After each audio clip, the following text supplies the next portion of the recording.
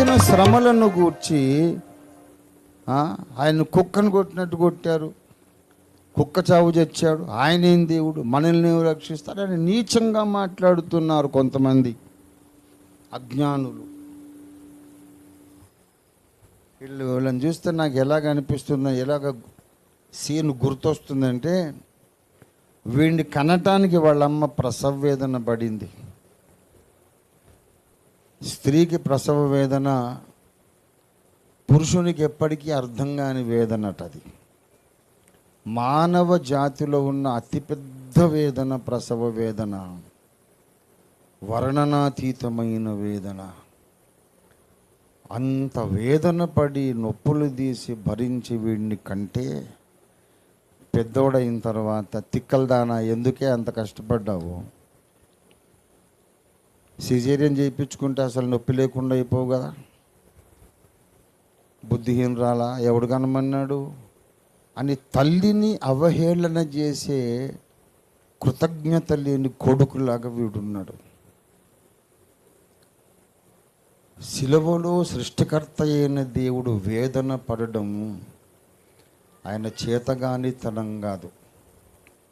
నిన్ను మళ్ళీ రెండవసారి పుట్టించడానికి, ద్విజునిగా నిన్ను కనడానికి, ద్విజురాలిగా నిన్ను కనడానికి ఆయన పడిన ప్రసవ వేదనే శిలువ వేదన. శిలువలో ఆయన పొందిన వేదన వలన ఆయన పరిశుద్ధ రక్తము, దైవ జీవము కలిగిన, అక్షయ జీవము కలిగిన రక్తమునైన కార్చుట వలన నీకు నాకు నూతన జన్మ పొందే అవకాశం కలిగింది.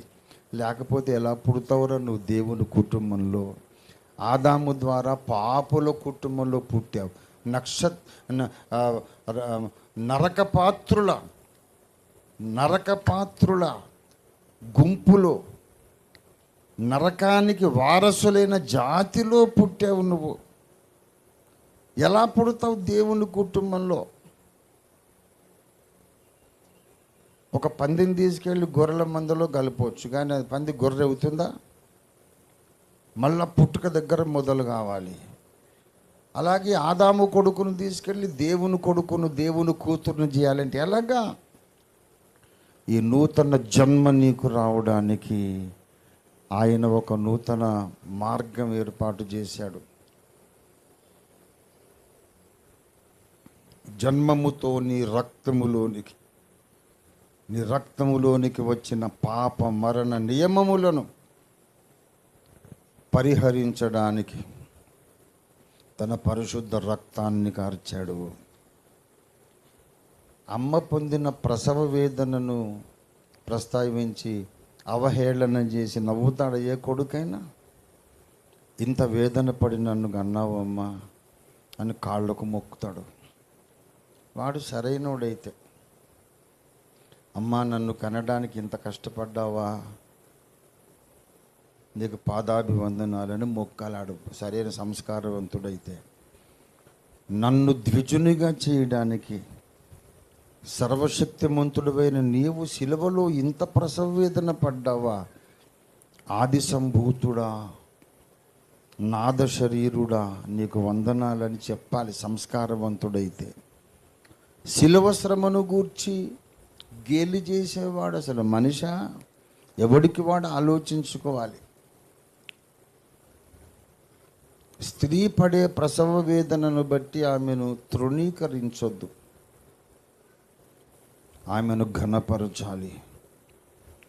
నిన్ను నన్ను మళ్ళీ కనడానికి దేవుడు శిలువలో పడిన శిలువ వేదనను బట్టి గేలి చేయకండి.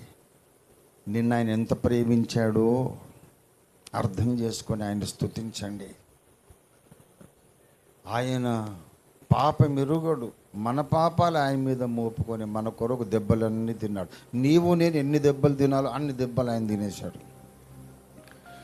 పాపమెరుగని యేసు స్వామిని పాప నరులముకా, ఇదే నా కార్డు. పాపమెరుగని యేసు స్వామిని పాప నరులముకా, చిత్రహింసల పెట్టి ప్రక్కను ఇంటే పొడి చిరయ్యో, నెత్తురు నీరు కలిసి కారే. చిత్రహింసలు పెట్టి ప్రక్కను ఈటె పొడిచిరయ్యో నెత్తురు నీరు కలిసి. ఓ వినుము సోదర పరమ గురుని బోధ నమ్మిన తొలగున. అంతట యేసు స్వామి బాధతో అరచికేక పెట్టి, అంతట యేసు స్వామి బాధతో అరచికేక పెట్టి, నీకు బదులుగా అయ్యలార యేసయ్య మరణమాయే అదిగని భూమి దగ్గరిల్లే. నీకు బదులుగా అయ్యలార యేసయ్య మరణమాయే అదిగని భూమి దగ్గరిల్లే. పెద్ద భూకంపం వచ్చింది. 3 గంటల సేపు దేశమంతా చీకటి కమ్మింది. భూకంపం వచ్చింది. పర్వతములు బద్దలైపోయినాయి. సమాధులు తెరవబడ్డాయి. బీభత్సం జరిగిపోయింది. సృష్టికర్త పాప మానవుల కొరకు, పాపులైన మానవ జాతి కొరకు ఇంత మహాత్యాగము చేయడం చూసి ప్రకృతి గడగడ గడగడ వణికిపోయింది. సూర్యుడు ప్రకాశించకుండా ముఖం చాటేశాడు. భూకంపం వచ్చింది. 3 గంటల సేపు ఏమైందో తెలియదు. పట్టపగలు చెమ్మ చీకటి అయిపోయింది. అది చూసి శతాధిపతి అన్నాడు, నిజముగా ఇతడు దేవుని కుమారుడు. ఎందరో నేరస్తులను సిలివేశాం, ఎందరో నరహంతకులను నేరస్తులను సిలివేశాం. అప్పుడు ఎప్పుడు కూడా ఇలాంటి బీభత్సం జరగలేదు.